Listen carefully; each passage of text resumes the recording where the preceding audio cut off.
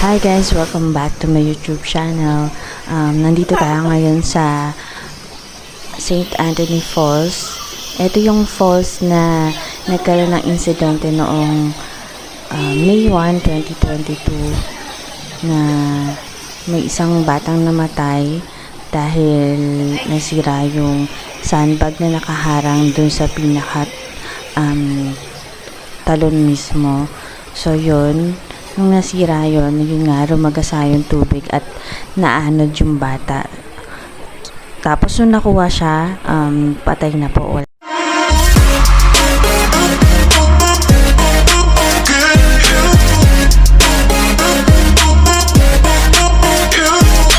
So ngayon po, nandito po kami ngayon sa St. Anthony Falls. Nagpunta po kami dito. Nung una ayaw ko nga po dito maligo kasi nga po syempre yung trauma na ay yung naging balita nga po dati, baka iniisip ko po lalo na po ako, iniisip ko po na baka mangyari po ulit yun. So nung nagpunta kami dito, chinek lang po muna namin bago po ako nakapag-decide kung okay na ba pagliguan siya ulit. So, alam ko nagsara po ito, tapos yun nga, pinasara po. Ang ginawa po nila, inayos po nila yung dating sandbag na nakalagay po, ginawa nilang semento na po. Inayos po nila itong paliguan na to para maging safe na po siya ulit gamitin or puntahan ng mga tao.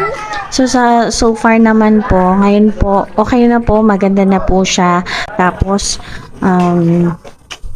malinis pa rin po, marami na pong naliligo po ulit dito, lalo na sa hapon, pumupunta po sila dito sa hapon.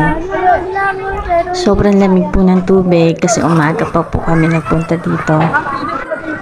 Yung entrance fee nga po pala nila is 50 pesos pa rin po, hindi pa rin naman nagbabago. Tapos, meron na po nga silang cottages. Ang cottage po nila is 350 pesos po. Ayan, sobrang nag-enjoy naman po yung mga bata. Tsaka, safe naman po na talaga siya pagliguan. Bali guys, yung sandbag po pala, ayan, dyan yan nakalagay. Tapos, eto na nga po yung bagong St. Anthony Falls ngayon na, ayan, sinemento na nga po nila yung pader. Nilagyan na nila po ng pader na ganyan. Hindi na po yung sandbag na nakalagay.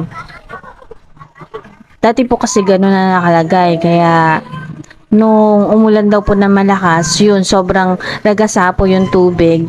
Naanod po yung sandbag. Kaya po nagkaroon ng insidenteng ganon nung time na yon. Pero ngayon po, okay na po siya. Ayan, sobrang dami na rin pong naliligo. Kaya hindi na po kayo mag-aalangan na maligo po ulit dito kasi safe na po siya. So, ayun po guys, dito po yan sa Indang 13, St. Anthony Falls. Baka po gusto nyong maligo. Swak na swak po ngayong sa panahon natin ngayon na sobrang init. Sobrang lamig po ng tubig dito. At malinis naman po siya, sobrang linis naman po. Kaya hindi din po kayo magsisisi kung magpupunta po kayo dito. Pero syempre po, kahit na po sa tingin natin safe na po yung place na pagliliguan nyo, lagi nyo pa rin pong babantayan yung mga kids o yung mga anak na kasama nyo po. Huwag nyo pong hahayaan na sila lang yung mag-isa lang silang naliligo. Lagi nyo po silang titignan, lagi nyo pong sasamahan para in case po na merong insidenteng mangyari, nakasaklolo po kayo agad.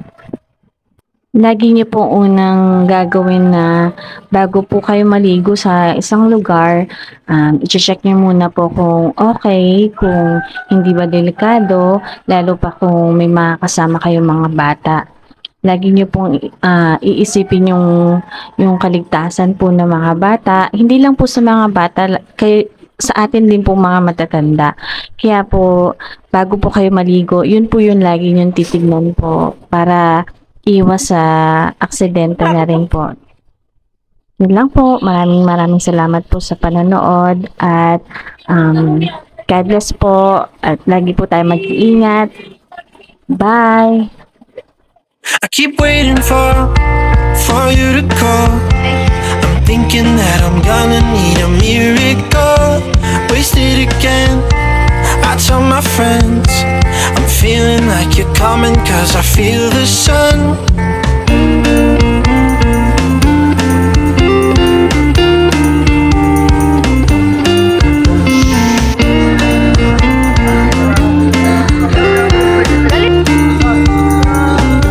I'm waiting for the special touch you give. I'm needing it more than I ever did. I don't wanna be a sacrificing love. Before you I will.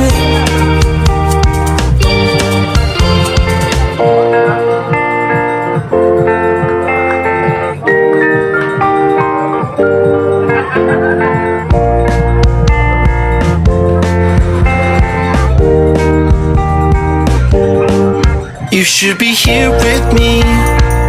No wasting time, yeah, you've been on my mind. Don't overthink it, you were there from the start when my heart became yours. Don't say we're over. You should be here with me.